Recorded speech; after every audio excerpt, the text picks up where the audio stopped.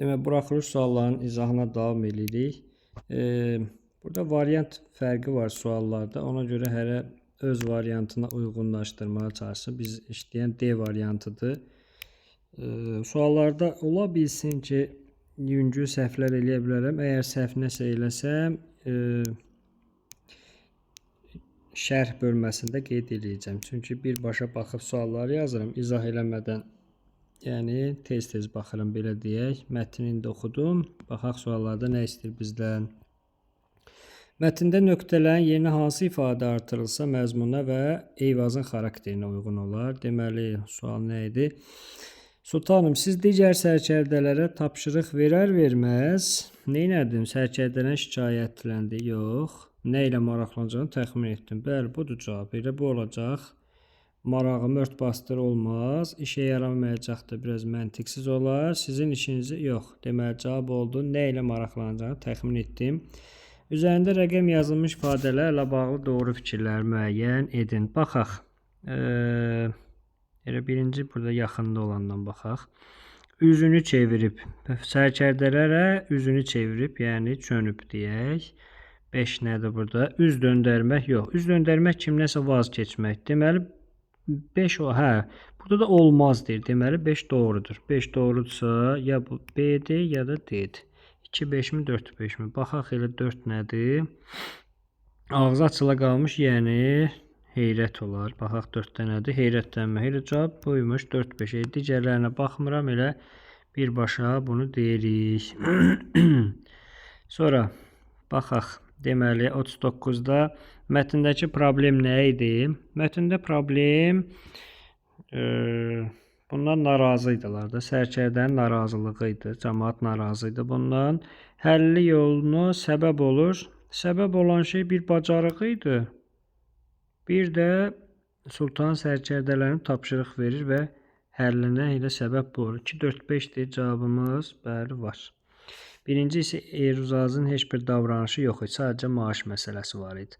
Mətnin tərkib hissələri. Deməli, giriş, əsas, nəticə. Baxaq nə deyilmiş burada. Giriş hissədə əsas obrazın xarakteri ilə bağlı qənaətə gəlmək mümkündür.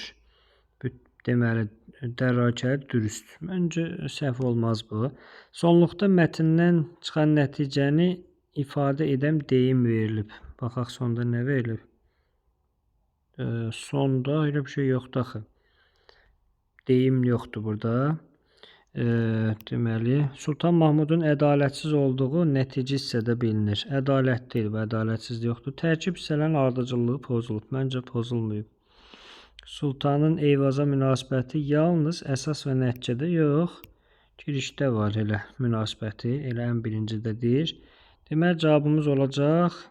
Əsas obrazın xarakteri bax, qənaətə gələ bilərik. Bəli, bax, deyir ki, dərrakəlidir, dürüst. Ümid edirik, suallarda səhv yoxdur. Birbaşa izah edirəm. Mətndə əsas fikir nə idi? İşi bilən idi bu. Bir düz demək olar. Ziyan söhbəti yoxdur burada. Çörəyi ver çörəkçiyə, birini üstəlik. Bunu dünən bu misal ağlıma gəlmiş ki, imtihanda düşə bilər. Çörəyi ver çörəkçiyə, birini üstəlik. Bu işi görən idi də həqiqətən. Böyük işləri vəd etmədən gör, vəd söhbəti yox idi. Cavabımız oldu 1, 3. Fikirlərdən biri giriş hissəsinə aid plan bəndi olanmaz. Baxaq görək nəymiş. Girişdə nədən danışır?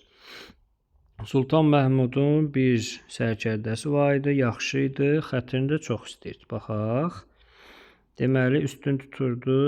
Eyvazın fərqli xüsusiyyətləri, sevimli sərkərdə dəqiq var idi, gözəl keyfiyyətlər.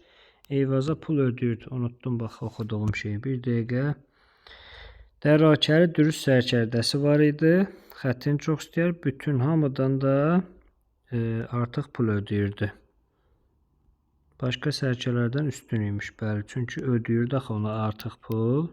Bura üstə gəl. Niyə söndü bu? Hə. Üstə gəl. Başqalarından fərqli xüsusiyyətləri, Eyvazın gözəl keyfiyyətlər dərrakəlidir. Fərqli xüsusiyyətləri yoxdur axı burada.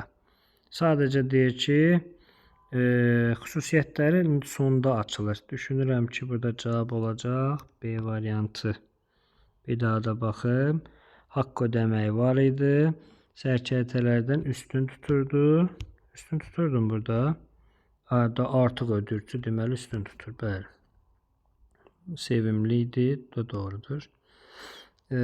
Tünd qara hərflərlə verilmiş nə gücləndirə bilər? İndi Eyvaza niyə 30 nəfərin əmək haqqına bərabər ödəniş verdiyimi anladınızmı? Görürsünüz, bu belə onun bacağı qarşısında azdır. Hər kəsin öz adəti səhvdir. Hərəsinin bir Koroğlusu nədir?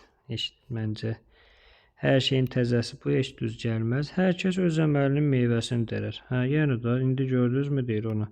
Məncə yedi. Hər kişi gücünə görə yük daşır, yox. Mətnə görə Eyvazı başqa sərkərdələrdən fərqləndirən xüsusiyyət olacaq fərasəti. Sultan Mahmud obrazına aid iki xarakter xüsusiyyət. 46 bizdə yoxdur. Sultan Mahmuda aid. İndi bu çox olacaq. Bax, biz bir neçə cavabı deyək. Ondan sonra siz meyarları gözləyin. Çünki cavablar çox olacaq. Mən meyarlar çıxan kimi mən şərh bölməsinə yerləşdirəcəm. Oradan oxuyarsınız. Sultan Mahmud ağıllı idi. Ağıllı olmağı dəqiqdir. Birincini yazaq, ağıllı. Niyə ağıllıdır? Çünki bilirdi da, işi görən idi. Müdrik idi, eyni şeydir əslində. Yəni, nəyə görədir? Demək, haqqını, hər kəsin haqqını verən, sonra nə deyə bilərik? Yəni, işçilərini yaxşı tanıyan. Bu tipli fikirlərimiz doğru olacaq. İndi bunu YouTube-a qoyum, digər mətni də qoyacağım ardıcıllıqla.